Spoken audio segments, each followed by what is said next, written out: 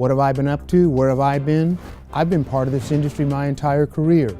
Don't hold it against me because I left my on-air job just to pursue a few other passions I had. Network exec, PR exec, media talent agent, broadcast media training coach. I still know how to cover news. In fact, back in the day, I covered some of the biggest stories of our time. For the latest developments, we go to CNN's Mark Watts in Los Angeles. Mark? Throughout it all, Judge Ito kept jury selection on course and the process today completed. Today is a record-tying day for the O.J. Simpson jury. Panelists are spending their 225th day of sequestration, and that equals the California record set by the Charles Manson jury, according to the prosecutor on that case.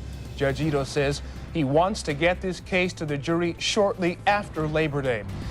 The Oklahoma City bombing, the Alfred P. Murrah Federal Building, still to this day, America's deadliest incident of domestic-grown terrorism. People here in Oklahoma, and indeed across the United States, are anxious to learn answers to those questions. But the biggest question that still may be the most difficult to answer is why. Good night from Oklahoma City. I'm Mark Watts. As a network national political correspondent, many stories along the political campaign trail. Time magazine reported last week that Elizabeth Dole and Hillary Clinton, according to friends, are obsessed with each other. True or untrue? No, absolutely untrue. But it's with more passion she campaigns this time for the White House, a place she has had her eyes on for a long time. And even South Africa, where I witnessed one of the most important international political elections of the 20th century. Bernie, we just returned from the news conference in the downtown Johannesburg area. It was at that briefing that police announced the major break that they had, in their words, cracked the case in a 4-day bombing spree that had killed 21 people here in the Johannesburg area and injured more than 100 others. So those are just some of the highlights from my reporting days. Regardless of what I do in this industry, I will always consider myself a broadcast journalist, a storyteller.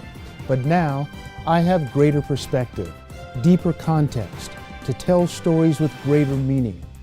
There is always a story behind a story.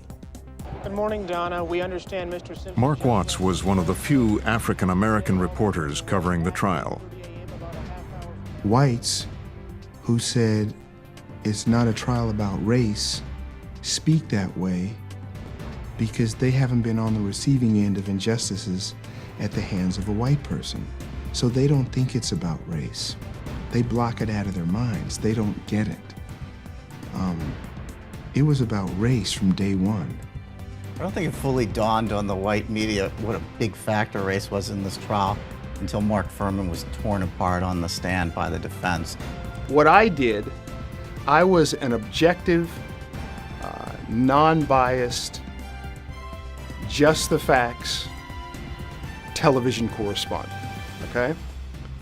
We were only allowed to tell the facts. And I know I can still be relevant.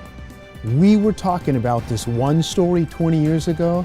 They are still talking about it today. It just never totally added up for me.